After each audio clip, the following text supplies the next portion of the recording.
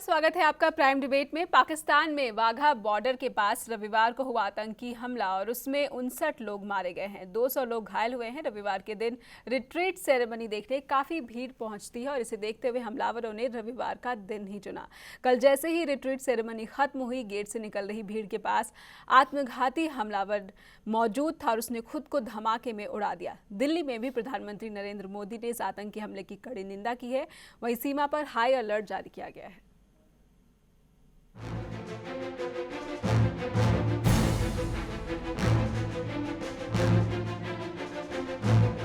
पाकिस्तान में रविवार शाम वाघा बॉर्डर पर रिट्रीट सेरेमनी के ठीक बाद जब भीड़ निकलने लगी तो एग्जिट गेट पर एक आत्मघाती हमलावर ने धमाका कर दिया। इस धमाके में 59 से ज्यादा लोगों की मौत हो गई, 200 लोग घायल हो गए। मरने वालों में महिलाएं, बच्चे और पाकिस्तानी रेंजर्स भी शामिल हैं। बताया जा रहा है कि आत्मघाती हमलावर अपने पास 20 से 25 किलोग्राम विस्फोटक रखे हुए था और उसे रोके जाने के बावजूद उसने खुद को धमाके में उड़ा दिया। अल-कायदा से मान्यता प्राप्त आतंकी ग्रुप जिंदुल्लाह ने इस हमले की जिम्मेदारी ली है। इसी आतंकी समूह ने पेशावर में एक चर्च को निशाना बनाया था जिसमें 78 लोग मारे गए थे।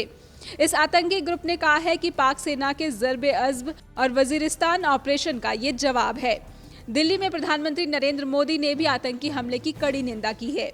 वहीं बॉर्डर पर रिट्रीट सेरेमनी 3 दिनों के लिए रद्द कर दी गई। लाहौर बस सेवा और समझौता एक्सप्रेस ट्रेन भी बंद कर दिए गए हैं। भारतीय सीमा पर हाई अलर्ट जारी किया गया है। तो पाकिस्तान में मौजूद आतंकवाद और इससे जुड़ी भारतीय चिंताओं पर चर्चा के लिए आज हमारे साथ स्टूडियो में मौजूद है हरबंश सिंह, जो कि वरिष्ठ पत्रकार हैं।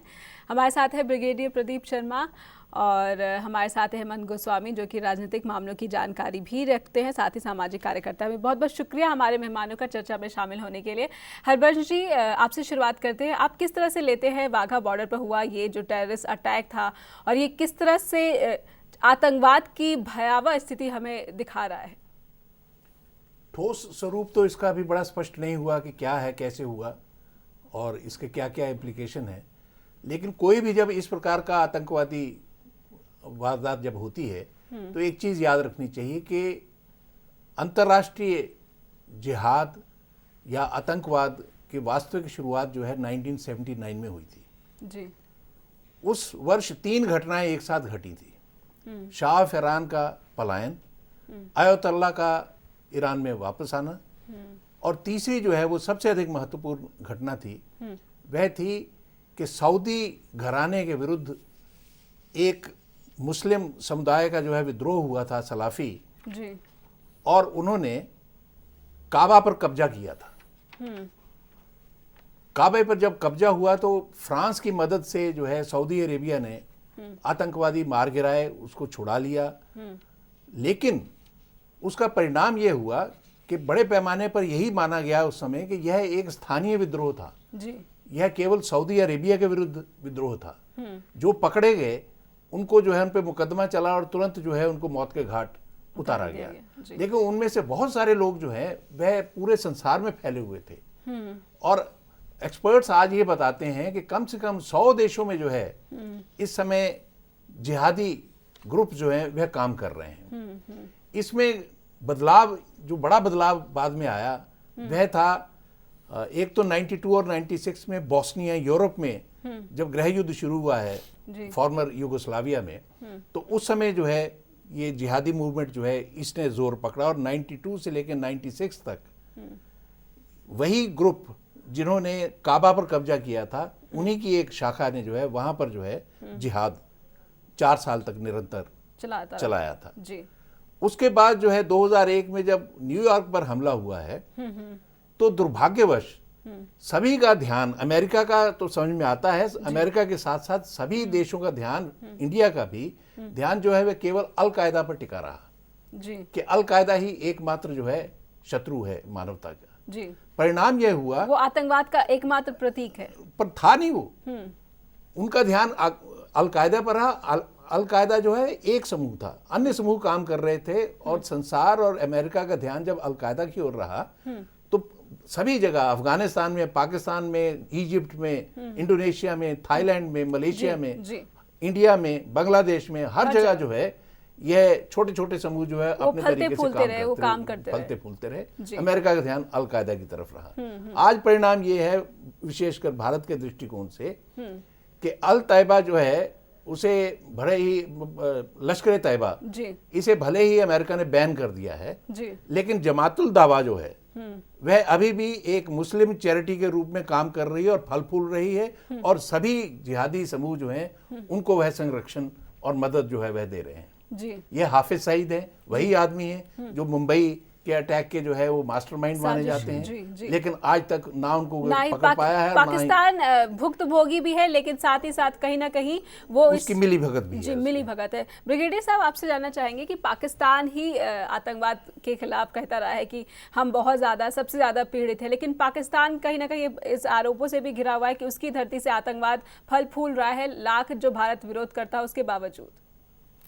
पाकिस्तान का इन्वॉल्वमेंट और पाकिस्तान की जो अंदरूनी स्थिति है उसमें लोगों का बंटवारा अलग अलग ग्रुप्स में, ये तो बहुत सालों से बड़ा क्लियर है। ना उनकी सेना एक है, ना उनकी आईएसआई एक है, ना उनके सिविलियन पॉलिटिशियन ग्रुप्स एक हैं।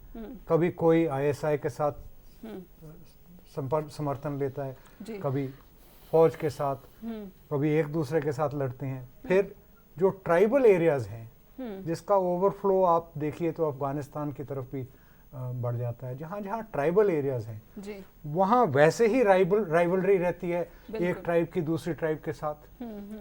सो ये जो फूट पाकिस्तान में पड़ी हुई है कौम पर, ट्राइब्स पर, इस तरीके की, या वो पाकिस्तान एक ऐसी संस्था बन गई है जहाँ पे हर विभाग अपनी मनमर्जी चला रहा है, वही अपना अपना बॉस है। हाँ, और ये हमारे को भी बहुत दिक्कत पेश कर रहा है कि बात किससे करें जी, और इसी वजह से वो सेफ हेवन है आतंकवाद के लिए। सेफ हेवन है, पर अब उन्होंने एक तरह से आप यूं समझ लीजिएगा कि ये जो आतंकवाद है या जो नॉन स्टेट प्लेयर्स जिसको बोलते हैं उनको बढ़ावा देकर के एक तरीके से उन्होंने स्टेट पॉलिसी बना ली है जी।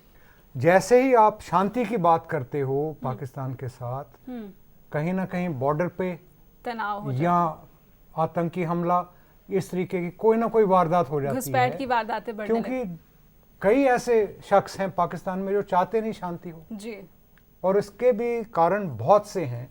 मतलब कोई एक आप कारण पकड़ के और इसका हल नहीं निकाल सकते। कहीं पे पैसा है, कहीं पे पावर है जी। सो बहुत सी राइवलरीज इस तरीके की हैं। हेमंत जी, जिस तरह से ब्रिगेडियर साहब ने हमें समझाया कि पाकिस्तान में स्थिति ऐसी बनी हुई है कि हर जो वर्ग है जो समाज को शांति और सौहार्द के लिए जिम्मेदार है, वो हर अपने अपने तरीके से काम रहा है, खुद ही अपना अपना बॉस बन रहा है। तभी जो आतंकवाद है वहाँ पर उसको सुरक्षित जगह मिली हुई है, और पाकिस्तान की जो सीरियसनेस है, गंभीरता है, वो आतंकवाद के खिलाफ इतनी दिखती नहीं है। जी, ऐसा है कि मेरा ये मानना है कि जितने भी देश हैं, जितने भी स्टेट्स हैं, वहाँ पर कहीं ना कहीं आपस में मतभेद रहता है, राइवलरी भी रहती है, ग्रुप्स भी रहते हैं, फैक्शंस भी रहते हैं, अलग क्लास भी रहती हैं, कास्ट भी रहती हैं, और भी इस तरह के अलग सोसाइटी में डिवीजन रहती हैं, difference of opinion across different subjects रहती हैं। उसकी मैनिफेस्टेशन वायलेंस में सब जगह नहीं होती। अगर कहीं पर इन डाइवर्सिटीज़ की वजह से उसकी मैनिफेस्टेशन वायलेंस में हो रही है, तो उसके कारण केवल ये कहना कि क्योंकि उस स्टेट में डिवीजन है या इस तरह का उसमें मतभेद है आपस में, तो वो कारण है, तो मुझे लगता है ये सही नहीं है। कहीं पॉलिसी ही है पाकिस्तान की इस तरह की। उस पर भी मैं आता हूँ। मेरे को लगता है सबसे पहली तो चीज़ ये, एज इंडिया हिंदुस्तानी होने के नाते मुझे लगता है कि सबसे पहले हमारी जिम्मेवारी भी ये बनती है कि पाकिस्तान थोड़ा स्टेबल हो, पॉलिटिकली स्टेबल हो, वहाँ पर सब प्लेयर्स की स्पेस हो।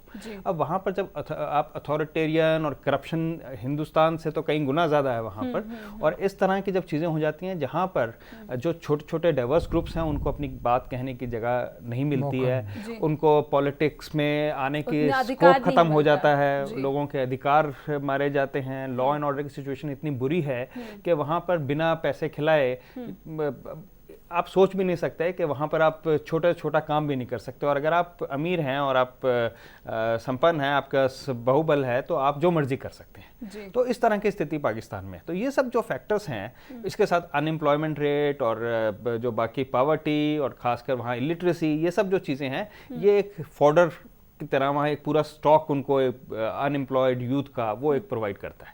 तो ये बहुत सारे स्टेट प्लेयर्स के लिए, पाकिस्तान के अलावा जो इंटरनेशनल प्लेयर्स हैं जिसमें एक अमेरिका भी शामिल है, उनको एक बहुत बढ़िया जगह दे देता है कि जहाँ, और ये मिडल ईस्ट में भी जो छोटे छोटे ग्रुप्स काम करते हैं उनको एक बहुत अच्छी जगह दे देता है जहाँ से वो एक रेडीली अवेलेबल पर्सन या यूथ या मैन पावर, टेररिस्ट जिसे आप बना सकते हैं, उसको आप वहां से उठा सकते हैं, क्योंकि वहां इतने सारी डिसकंटेंटमेंट है स्टेट के अगेंस्ट, आपके पास अर्निंग का कोई सोर्स नहीं है, कुछ और नहीं है, तो आप वहां से आप उनको लेके आ सकते हैं। टेररिस्ट अगर लेना है तो पाकिस्तान जा सकते हैं। One of the safe haven जी। नाउ अब इसके साथ आप दूसरी चीज़ें जोड़ दीजिए। ये हम जिनको नॉन स्टेट प्लेयर बोलते हैं, ये सब नॉन स्टेट प्लेयर नहीं है। हमें ये समझना चाहिए कि इसके पीछे इंटरनेशनल एजेंडा रहता है, देशों की अपनी राजनीति रहती है, चाहे आप उसको CIO को एट्रीब्यूट करें, चाहे आप कुछ इसराइल को एट्रीब्यूट करें, चाहे आप मिडल ईस्ट के ग्रुप्स को एट्रीब्यूट करें, पर ये सब जो ग्रुप्स हैं कहीं ना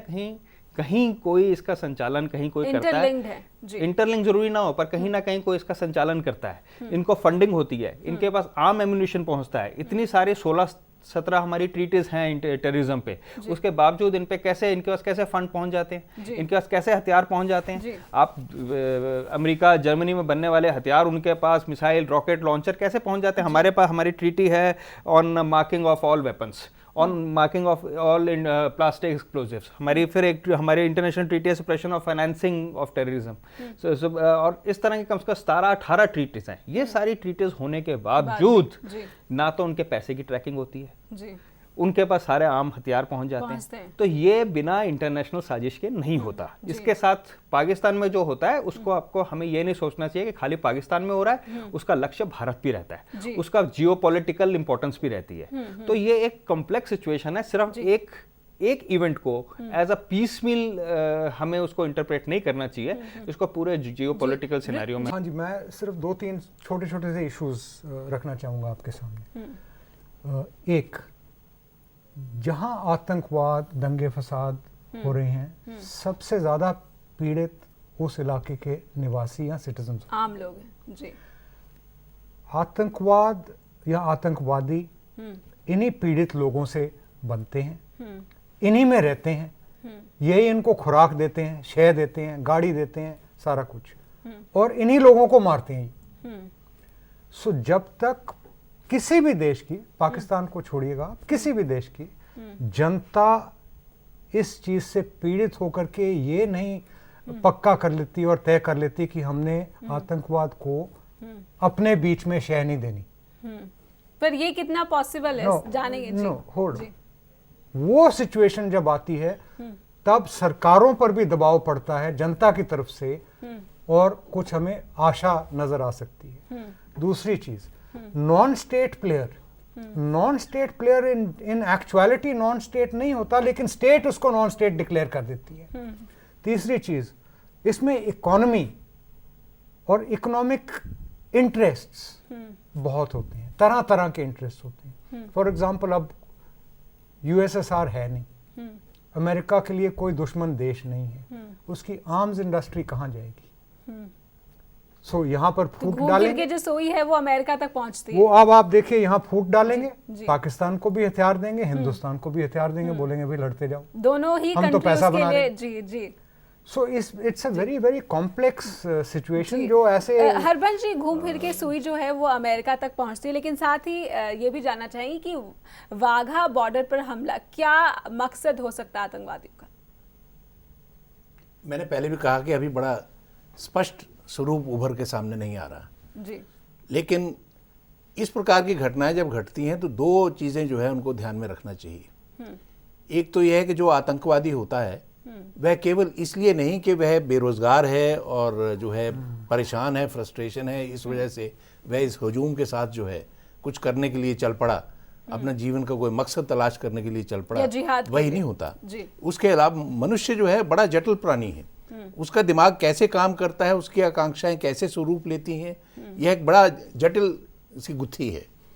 उसमें यह भी है कि वास्तव में आदमी सोचता है कि मैं जो कर रहा हूं वह मानव जाति की भलाई के लिए कर रहा हूं।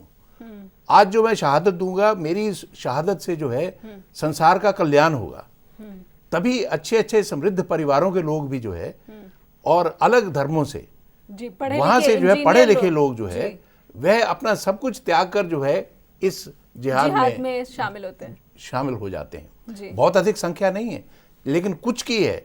लेकिन कुछ जो है, लॉरेंस ऑफ अरेबिया एक ही था, लेकिन अकेले लॉरेंस ने जो है पूरे अरब को जो है उस वहां एक प्रकार की क्रांति जो है वह लाने में सफल हुआ था। इसलिए इसको जो है कम नहीं आंकना चाहिए कि आदमी क्यों करता है।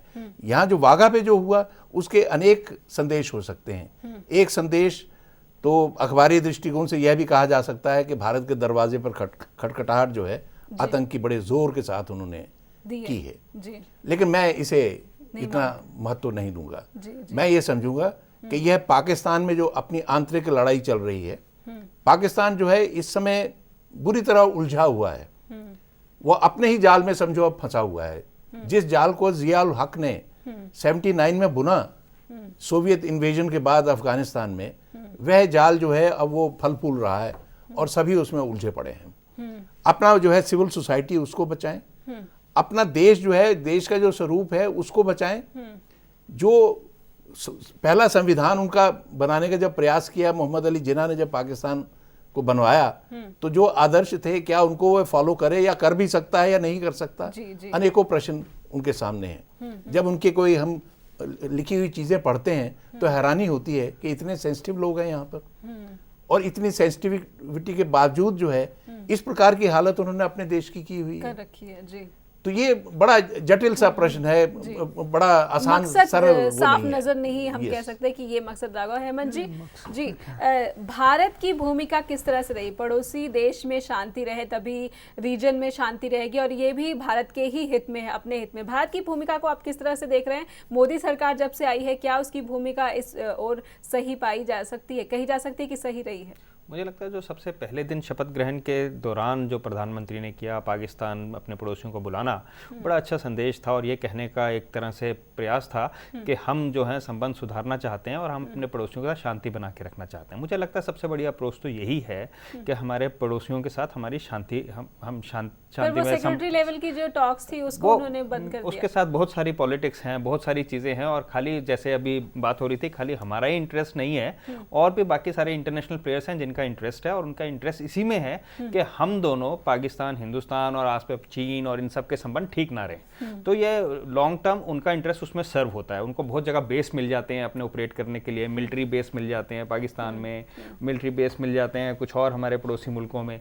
तो वो उनके लिए ये एक बहुत अच्छी सिचुएशन है कि हम सब ठीक ना रहे। दूसरा, पाकिस्तान ऑलरेडी फेल्ड स्टेट की सूची में है, पहले 10 नंबरों में पाकिस्तान आता है, is already a failed state. Hindustan कोई बहुत दूर नहीं है, हिंदुस्तान 50 से थोड़ा सा नीचे है।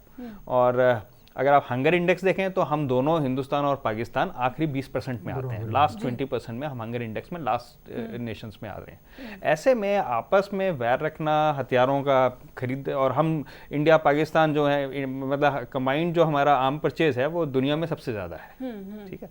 तो ऐसी स्थिति में आर्म्स पे पैसा खर्च करना और ऐसे हवा जैसे क्रिएट किया जाता है, उसमें हम ओवर अलार्म्ड होके हम चीज़ें एक्ट करना शुरू कर दें, एक दूसरे के अगेंस्ट करना शुरू कर दें, तो मुझे लगता है उसमें दोनों ही राष्ट्रों को लॉन्ग टर्म में नुकसान होने वाला है।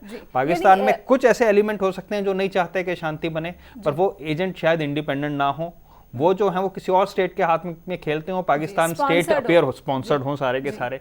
तो ये बहुत सारे इसमें डायमेंशंस हैं हिंदुस्तान को, और ये इतना आसान विषय नहीं है क्योंकि बहुत सालों से बेस मिला हुआ है वहाँ कुछ राष्ट्रों को हमारे खिलाफ या अपनी स्थिति मजबूत करने के लिए। तो ये अपनी इकोनॉमी स्ट्रॉन्ग करने के लिए यहाँ पर डिस्टर्बेंस बहुत जरूरी है। अपनी इकोनॉमी, आर्म्स रेस, जैसे आर्म्स सेल्स, फिर उसके बाद जो ये पूरी इस्लाम की पोलराइजेशन है, इसमें भी कहीं किसी को बेनिफिट हो रहा है, क्योंकि इस्लाम की पोलराइजेशन है, जैसे क्रिश्चियनिटी की पोलराइजेशन है, इस्लाम जो रिलीजन को यूज करके जो पोलराइजेशन क्रिएट की जाती हैं, उसके बहुत बड़े एडवांटेजेस, डिसएडवांटेजेस तो मुझे पता है पूरी दुनिया को होते हैं, आम लोगों को होते हैं, पर उसके एडवांटेजेस कुछ स्टेट्स को होते हैं जिसका उनको लॉन्ग टर्म वो समझते हैं बेनिफिट मिलने वाला है। तो वो एक अलग तरह का इसमें डायमेंशन है जिसमें कभी हमें चर्चा करनी चाहिए। जी ब्रिगेडियर साहब, ऐसा लग रहा है कि जो ग्लोबल गुंडा देश हैं वो नहीं चाहते कि इस इलाके में शांति हो और अपने हित में इस इलाके में अशांति बनाए रखना चाहते। इसके बावजूद जब सब कुछ हम चर्चा में बहस कर लेते, नतीजे में पहुंच जाते, फिर भी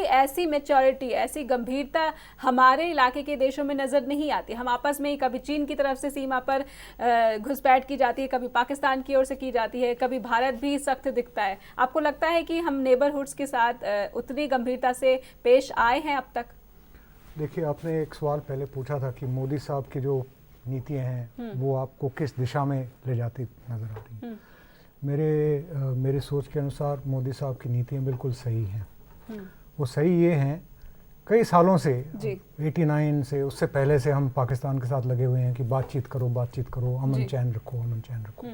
पाकिस्तान की सोच ये थी कि भाई हिंदुस्तान के पास ऐसा क्या यंत्र है जिससे कि हम डर के मारे इसकी बात मान लें। भुट्टो की स्पीच, बेनज़ीर भुट्टो की स्पीच, आज़ादी, उसका कहना कि हम घास खाएंगे, कश्मीर मसला, लेकिन कश्मीर मसले को करेंगे, ऐसी चीज़ें, वो ये सारा पावर प्ले है। जनता को, पाकिस्तानी जनता भी बहुत हद तक गुमराह होने के लिए तैयार है बिल्कुल। ठीक है जी, कश्मीर का मुद्दा, हिंदुस्तान से क्यों झुके हम। तो ये सारा वोट बैंक पॉलिटिक्स और इस तरीके की चीज़ें हैं, पावर प्ले है। और पावर प्ले पाकिस्तान में भी होता है, हिंदुस्तान में भी होता है, हर देश में होता है।